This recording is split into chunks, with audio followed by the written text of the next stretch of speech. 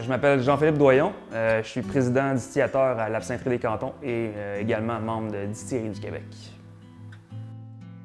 L'absintherie a commencé par une passion pour l'absinthe, donc ça a vraiment débuté comme ça. Il n'y avait pas d'absinthe au Canada quand j'ai commencé à m'intéresser à ça. En fait, il n'y avait pratiquement pas d'absinthe nulle part, les absinthes dites traditionnelles suisses et françaises. Donc, il a fallu que j'en fasse venir par la poste. Ensuite, c'est suite à la découverte du produit que vraiment la passion, c'est vraiment que j'ai poussé la passion à en produire moi-même, des essais clandestins au départ.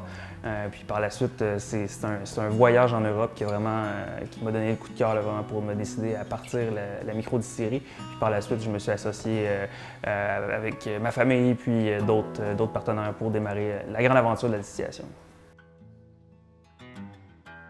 Moi, je suis né à Cowansville, donc je suis né dans les cantons de l'Est. J'ai grandi en banlieue de Montréal. J'ai eu l'idée du projet lorsque j'étais à Montréal, quand j'ai commencé à faire mes premiers essais de distillation clandestin.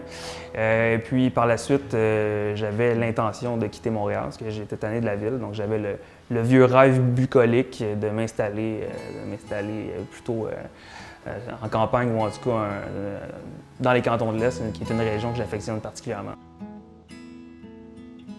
Les premiers produits qu'on a sortis, c'est évidemment les absinthes, l'absinthe verte Joie le vert, l'absinthe blanche Fleur bleue, donc qui sont deux absinthes typiques, donc la Joie le vert qui est plutôt typique française et la Fleur bleue qui est plutôt typique suisse.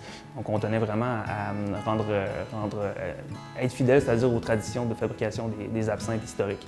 Donc ça, c'est vraiment les produits fondateurs de la distillerie. Par la suite, on a sorti le gin Wendigo. Le gin Wendigo qui est un gin à l'argousier, donc l'argousier qui pousse ici à Roxton Pond, partenariat qu'on a fait avec une compagnie d'argousier, donc l'Argouserie Kennebro.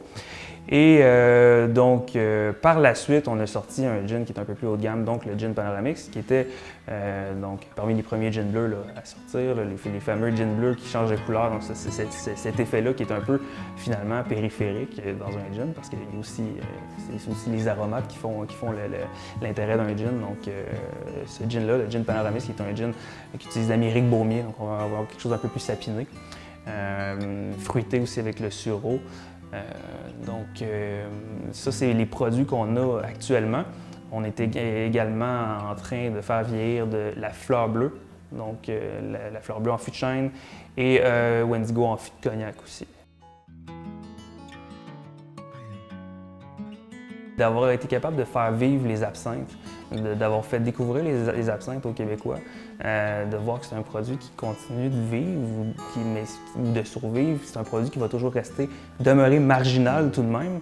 Donc c'est d'où l'intérêt de les exporter et tout ça, puis éventuellement d'en faire un produit plus international. Mais donc la fierté que j'aurais, ce serait d'avoir fait découvrir l'absinthe aux Québécois, de l'avoir mis un petit peu sur la carte ici. Je pense que la survie d'une distillerie, surtout au Québec, ça passe beaucoup par l'export. Donc on travaille activement là-dessus, on essaie d'exporter nos produits. C'est pas quelque chose de facile, il faut connaître les pays où est-ce qu'on veut exporter, il faut connaître les marchés, donc c'est du travail de terrain.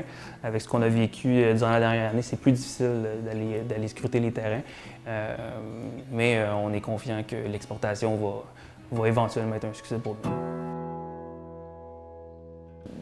De pouvoir voyager puis d'être capable d'aller goûter à mes absinthes en Europe, d'être capable d'aller goûter à mes absinthes aux États-Unis, de savoir que les gens à travers le monde